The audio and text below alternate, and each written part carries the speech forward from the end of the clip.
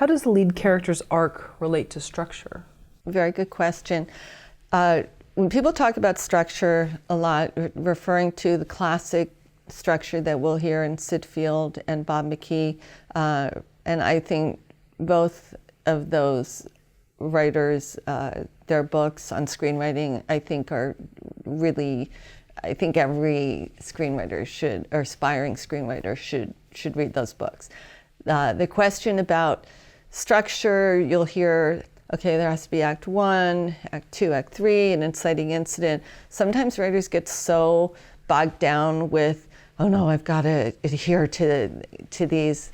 They're really guidelines, and it's really beginning, middle, and end. When you think of Act 1, Act 2, Act 3, I know some other people are talking about 7 and 8 act structures and so on. But really with the story, you want to have, you take away all of the terminology, you're really looking at a beginning, middle, and end. The character, you're usually starting out with a heroine or hero, and that they have a strong emotional want. I think that's really how we usually get engaged, whether it's the heroine in The Hunger Games. She wants to protect her sister and save her sister from dying, in these crazy games. And then the journey, the path is very clear. She wants to survive and live, and in the process, make sure that other people she cares about don't get hurt.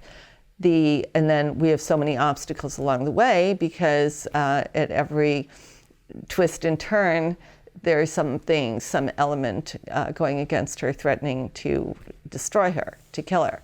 So that's a very physical type of obstacle that she has to continually try to overcome. A movie that I loved in terms of its character arc, and maybe it's an oldie but goodie, is An Officer and a Gentleman. You had the character who, in the very opening, you see that he is a father who is a drunk womanizer, doesn't appreciate his son at all, doesn't think his son's going to amount to anything. When he tells him that he's enlisted, he, I think, makes fun of him. What, you think you're a man now? The whole movie is really about a guy with so much armor and bad attitude. When he first gets to training camp, he doesn't share with other of his bunkmates, other soldiers, and he's just really not a good guy. But we know that deep down inside, he's carrying all this emotional hurt, and we know that he really does want to be better and not wind up like his dad. And then you had the amazing performance by Lou Gossett Jr. As his captain sergeant, who winds up breaking him down.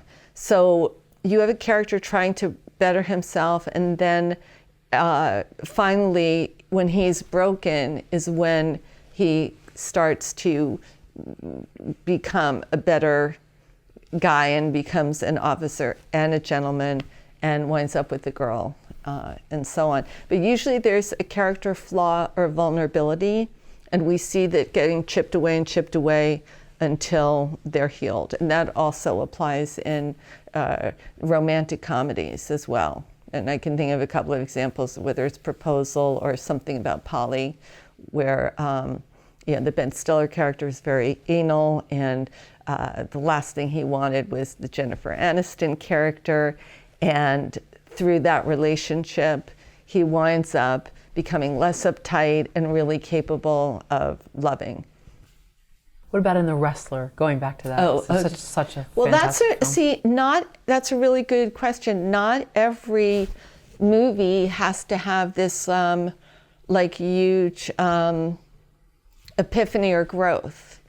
I'm trying to think. I was thinking The Wrestler. I was thinking of something about Schmidt. I was thinking also of Fellini's movie La Strada with Anthony Quinn, where the character is in a relationship with this woman that he totally takes for granted, and it'll be a spoiler alert. But at the end of the movie, we see a man who really is broken and realizes that he really is all alone. So maybe there's a sense of growth or victory in the triumph of awareness. Very quiet kind of arc in Something About Schmidt. The Jack Nicholson character is looking for connection, reconnecting with family, friends, whatever he has left since his wife died, and realizing a sense that his life has really passed him by. And at the end of the movie, the child that he was trying to be a pen pal with finally responded, and it was so touching, because it's the notion that all we all want is love, and here that he was finally developing a relationship and a love connection. It was so small, but it was meaningful. And The Wrestler, what was so sad was that he messed up. He messed up connecting with his daughter, and the only place where he belonged was the ring, even if that was going to be where it was going to kill him. So but you did see a character who had a strong emotional want, and I would say how structure in terms of beginning, middle, and end relates to a character's arc is starting out with their strong emotional want. What are the obstacles along the way? In The Wrestler, the obstacle was that he's been a screw up, certainly as a father.